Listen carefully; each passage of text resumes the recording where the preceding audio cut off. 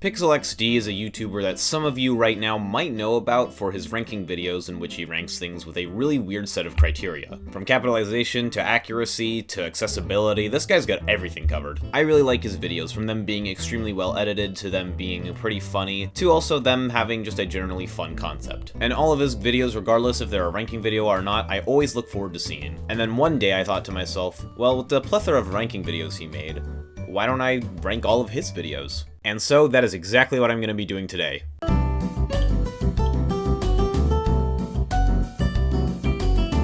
Now, just before I get into the rankings, I need to discuss the 3 pieces of criteria I'm using to actually rank these videos from worst to best. The first and most important category to me is enjoyment. Put simply, how much did I enjoy the video that I was watching? Like, do I like the jokes he made? Will I watch it again? Do I like the thing he's talking about? Stuff like that will be accounted into this category. The next category I'm going to be using is their quality. This one should honestly be pretty self-explanatory, though the one thing I will say is that the whiteboard videos are probably going to be lower than the green screen videos just because green screens take a lot more effort to do. And then finally, the most simple and the most subjective one is my agreeability on the videos, which is how much I agree with his opinions that he makes throughout it. Each category for the videos will be ranked out of 5, and then the video will get a total score out of 15. Now, I just want to say 2 more things just before we get into the actual rankings. First of all, I'm only going to be ranking the videos that are or came after ranking letters by how easily you can capitalize them, as that set the groundwork for his future ranking videos. Even though there were some before it, I'm not going to include those ones. Second, this will include ranking videos from both his main channel and his second channel, 2pixel4u. His second channel has a few rankings that are similar to the one of his main channel, so why not include them? And with all that out of the way, let's get started.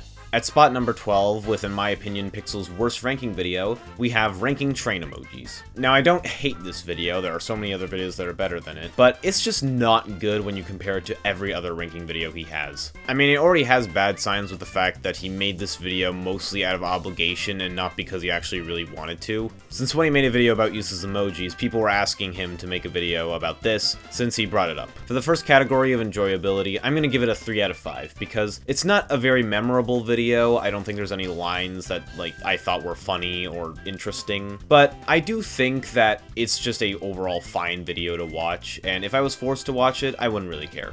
The sad part is that this is the highest category it gets, because for the next category of quality, it gets a 1. I'm gonna say it right now, this is the lowest quality video he's ever made. He's sitting on the floor of his room, his camera and microphone are weirdly more low quality than normal, and worst of all, he changes his ranking in the middle of the video. I wouldn't care if he was doing this in a tier list format like the fruit video, but he's doing this in a regular list format, and it just makes everything unorganized and confusing. Like the Metro Train emoji went from spot number 7 to spot number 4, like how does that happen?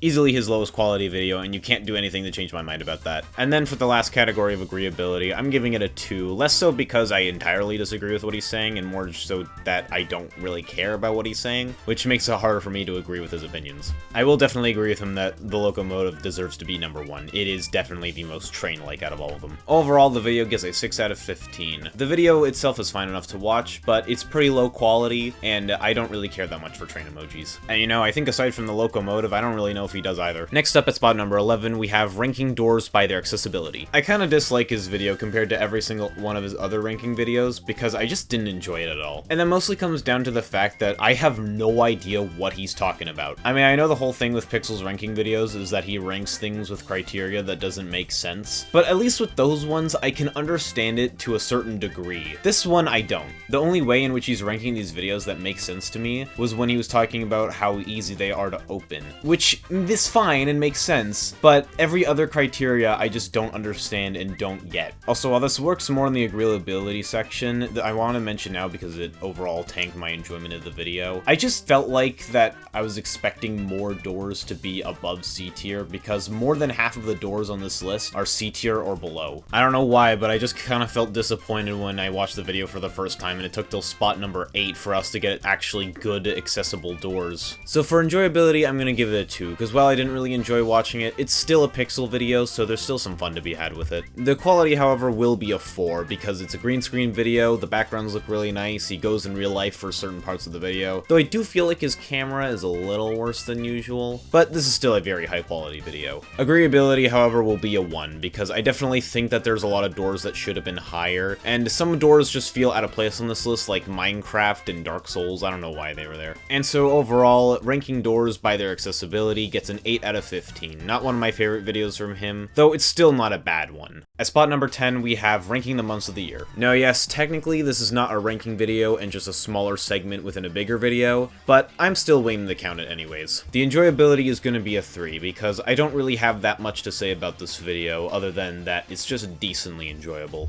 The quality will be a 4, just because it's a green screen video once again. However, it's only going to be a 4 just because it's not really that advanced of a green screen video, so it doesn't really get that full 5 for me. And then agreeability is going to be a 3, because there are some takes I agree with, like I like March and December being high, but there's still takes I disagree with, especially with August being at the very bottom. Now I understand what he means by it being extremely hot in August, that is very true, and it can be a little bit annoying sometimes. But the thing I have to object with here is when he says this. Because that's always when school starts. This definitely tells me he's American, since schools do start in August. However, I'm Canadian, and August is actually the summer break, and September is when we go to school first, so yeah, I gotta disagree with that for obvious reasons. So overall, his months of the year gets a ranking of 10 out of 15 for me, because while it was pretty enjoyable, it is just a smaller section within a bigger video, and I do disagree with some of his opinions that he throws out there. At spot number 9, we have ranking fruits by their accuracy. Now this video has the same problem I had with the Doors video, in which I just don't understand how he's ranking these things, but unlike with the Doors video, I just enjoy this one a lot more, and at least there's reflection with how the logic in this list makes no sense. Man, the logic on this list is just non-existent.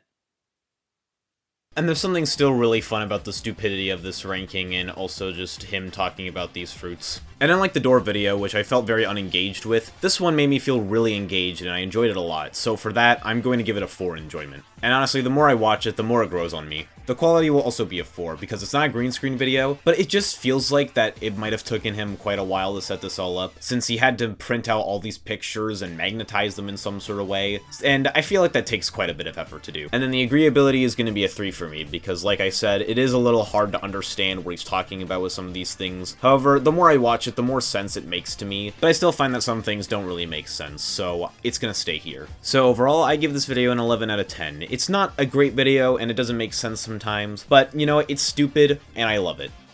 Well, let's start with Cantaloupe. Next up at spot number 8, we have ranking logos by oversimplification. You know, weirdly, unlike the fruit video, which we just discussed, I feel like this video has grown off me rather than grown on me. Like, it kind of just, over time, I just got less interested in this video. I don't even know why, I just don't really care that much for it anymore. I mean, it's still well made and decently enjoyable, but I don't want to watch it as much as some of his other videos he's made for some reason. I do really like the concept for this video, though, probably one of my favorites, just because, like, so many people have been talking about oversimplified logos for so long that it was inevitable for a video like this to happen at some point. If I had to say a part that I really liked, it would probably be the part where he talks about the old Pepsi logo, because that was pretty funny. That's not a logo, that's Armageddon. So overall, this video gets a 3 out of 5 in enjoyment for me, because even though I still think there's great parts to it, but the more I watch it, the less interested I get in it. The quality is a 5 though, like oh my god, it's so great. The backgrounds are extremely fun to look at, and whenever he transitions to another tier, the 3D renders for it just look amazing. And of course, it's a green screen video, so it's obviously gonna rank high. And then for agreeability, I'm giving it a 4, because I agree with most things he says in this video, but I want to throw my hat into the and give a disagreeing opinion on specifically Google. Because, you know, maybe I'm just weird, but I kind of like the current Google logo. Maybe it's just because of the font they choose, but it's just simple enough to where I can be like, yeah, it works, it's good. I feel like in the section where he talks about it, he just gives it way too much flack. Overall, ranking logos by oversimplification gets a 12 out of 15. It's extremely high quality, it's got a really good idea, but the more I watch it, the less I really like it. At spot number 7 to 4, we have ranking numbers, symbols, cursive letters, and letters by how easily you can capitalize them in that order from worst to best. I decided to group these 4 videos together because I find them to be extremely similar in concept, execution, quality, and enjoyment, so it just felt right to put them together like this. And for me to decide which videos are better than the other, I decided to use a 4th piece of criteria that I'm only going to be using for these 4 videos. And this criteria is usability, or how useful it would be to know this stuff in real life. Is this extremely stupid? Of course, but I'm gonna use it anyways. Now obviously last place will be the number and symbol videos because lowercase numbers and uppercase and lowercase symbols don't exist and were just designs he made, meaning that I'm probably never ever gonna have to know this in my life. I decided to rank the symbol one higher than the numbers one because even though it has some problems I mentioned with some videos earlier on this list, like how he changes the ranking order in the middle of the video, I feel like this one is a much more enjoyable than the numbers video, and to me, enjoyment is much more important than quality.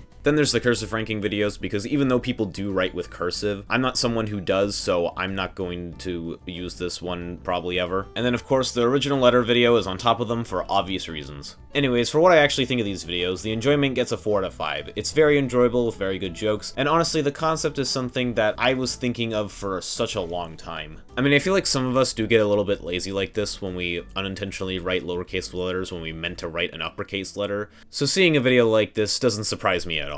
Quality is also a 4, because I find that these videos are extremely simple to make, because even if they have decent editing here and there, it's not a green screen video, and unlike the Fruits one, I feel like this one was much easier to set up and do. Then in agreeability, I'm going to give it a 4 as well, because I agree with most of the opinions he has throughout these videos, but the thing he said about T really pains me, because for the longest time until his most recent video, he's been saying that T was a double-sided F, which, unless you point it out like that, I don't really see it that much. Like, when he talks about it this much, I feel like I don't see it at all. And, you know, I was gonna have a whole bit about this, but with his most recent video he made, he then said that he no longer finds it to be a double-sided F, and it looks completely fine. So, like, I guess I'm not mad at that anymore. But he still says it in this video, so I'm still marking it off. So overall, all the capitalization videos get a 12 out of 15. I know I mostly talked about the original video when I was speaking about what I think of all of them, but that's mostly because it was the originator, and it was the obvious one that I should talk about. At spot number 3, we have ranking state flags by how easily you can draw them. I'll be honest, the thumbnail with this video gave me a false insecurity that he was going to rank every single country flag, but you know what, the state flags will have to do. Anyways, the enjoyment for this video for me is easily a 4, because it is extremely fun to watch. He makes some pretty funny jokes, and I feel like this concept is also just a pretty fun one. I mean, a lot of people have made videos in which they try and draw flags by memory, so having to figure out which flags from the US states would be the easiest to draw is not too bad of a concept for a ranking video. I really disliked it, however, when he did this. It has less detail,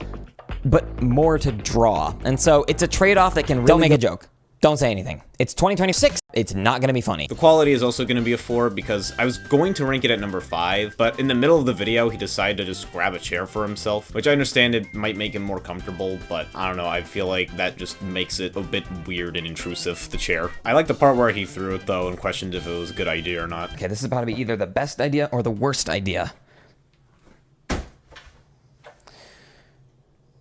Yeah, I mean, it worked out. Finally, agreeability is a 5, because there's honestly nothing I can think of that I disagree with in this video. Alberta is the easiest flag to draw, New York is the hardest flag to draw, and every other flag in between also makes sense. The closest I got to a feeling of disagreement was when his friends said the Minnesota flag looked really bad. I don't know, I really like the blue color scheme on it. However, because it's not like actually judging how easy or hard it is to draw the flag and just some guy's opinion, it's not gonna count towards this part of the ranking. So overall, ranking flags by how easily you can draw them is going to get a 13 out of 15. It's very enjoyable, it's pretty high quality, and there's absolutely nothing I disagree with. At spot number 2, we have ranking ways to rank things. Knowing that there's way more ways in which you can rank things outside of tier lists and numbered lists is very interesting to me, and even though those previously 2 mentioned forms of ranking were obviously going to be the top 2 spots, it is very interesting to see what he thinks of these other ones and where they stack up against each other. Enjoyment is an easy 5. There's very much to enjoy here, from the concept to some of the jokes, to once again just seeing all the different forms of rankings he includes on here. I mean, he literally included iceberg as a ranking, even if it's not really a traditional ranking style.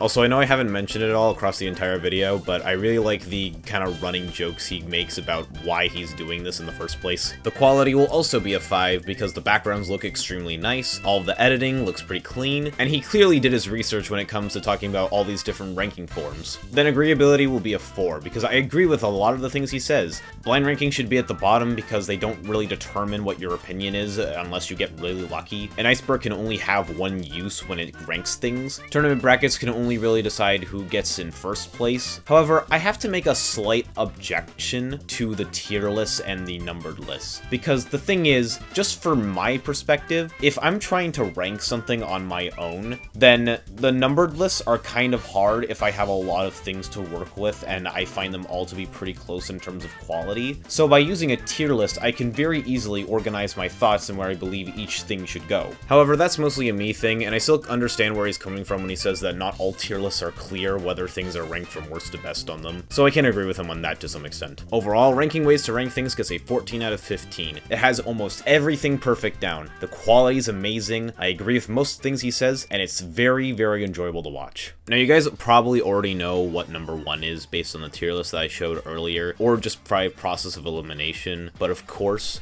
in my personal opinion, the number 1 best pixel ranking video is ranking colors by their accuracy. The enjoyability is a 5. It's extremely fun to watch. It's a great video for if you just want to put on in the background while you're doing something else. His jokes always land, and it's extremely interesting for him to talk about all these colors in a way like this. I don't know why, but I find it so interesting to compare colors in this way. Sure, it's stupid, but that's what I love about these videos. They're just so stupid and random, but make sense in some weird cosmic way that I just love them for that. The quality is also a 5. All of the backgrounds look extremely nice, the editing is extremely clean, and all the transitions between the different colors look insanely cool and fun to look at. And then agreeability, the one I have the most to say about, is once again a 5. Now yes, I have a little bit of bias because orange is ranked at number 1 and orange is my favorite color, despite the fact that this is not a colored favorited list. However, at least 1 point for every color he makes in this video is perfectly justified. Whenever something is indigo, we mostly just say it's either the color of blue or purple. White has an extremely thin range to the point where if it's darkened or tinted any color, then it's no longer white and just either a really light shade of that color or a really light shade of gray. Purple guy?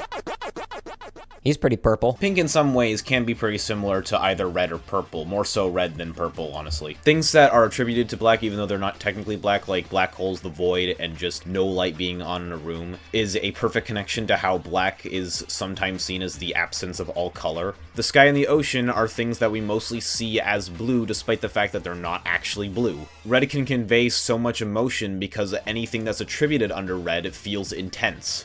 Gold is a really fitting and good shade of yellow. Despite being the weirdest one, I can see what he means when he says that things that are brown all have the same vibe to them. Gray has an insanely good range out of any other color on this list. Green is a color with a thick range and really good at showing off our natural world. And of course with orange, there's not really a negative color attributed to it, giving it a more pleasant vibe compared to the other colors. I know I've just been restating what he says in the video, but that's just because I really want to enforce and say that these points are extremely good, and he clearly did his research when it comes to deciding which colors feel accurate. Even outside of rankings, this is just my favorite pixel video in general, and I feel like it's probably going to stay that way. And so with all the score tally up, ranking colors by their accuracy gets a perfect 15 out of 15. And that's all I got for today. If you enjoyed this video, then like it, and if you want to see more of the content I make, subscribe and turn on all notifications so you don't miss a video. My channel is also pretty small, so if you want this video to get recommended to more people, then I consider hyping it so that way more people will see it. And of course, check out all of Pixel's videos. His videos are fantastic, and I wouldn't recommend missing out on any of them. And with all that being said, see ya.